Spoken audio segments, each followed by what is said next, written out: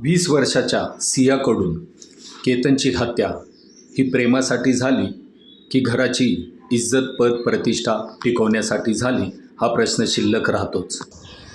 तिला घरची इज्जत का प्रेम या दोन्हीपैकी एकच निवडायचे होते, पण तिला दोन्ही गोष्टी हव्या होत्या. तिने केतनचा बळी हा प्रेमासाठी दिला का गोयल कुटुंबाच्या इज्जतीसाठी दिला हा प्रश्न आहेच. हे काही असो, परंतु अग्रवाल कुटुंबाचं सर्वस्व गेलं हे आपण नाकारू शकत नाही. सिया जीवनाविषयी, कायद्याविषयी, एकूणच मानवी जीवनाविषयी बिलकुल गंभीर दिसत नाही. एखाद्या समजूतदार व्यक्तीकडून किंवा समुपदेशकाकडून प्री मॅरेज काउन्सिलिंग घेऊन सुटणाऱ्या प्रश्नासाठी तिने मदत घेतली, ती AI आणि गुगलची.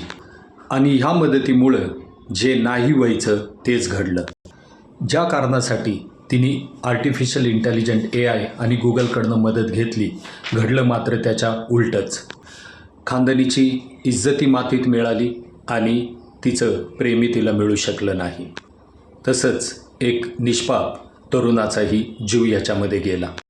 मुळात केतनची हत्या ह्या समस्येचं समाधान नव्हतं, पण चुकीच्या ठिकाणून मार्गदर्शन घेतल्यामुळं या निष्पाप लेकराचा जीव गेला. त्यामुळंच अडचणीत असताना मदत मागण्यास कधीही लाजू नये.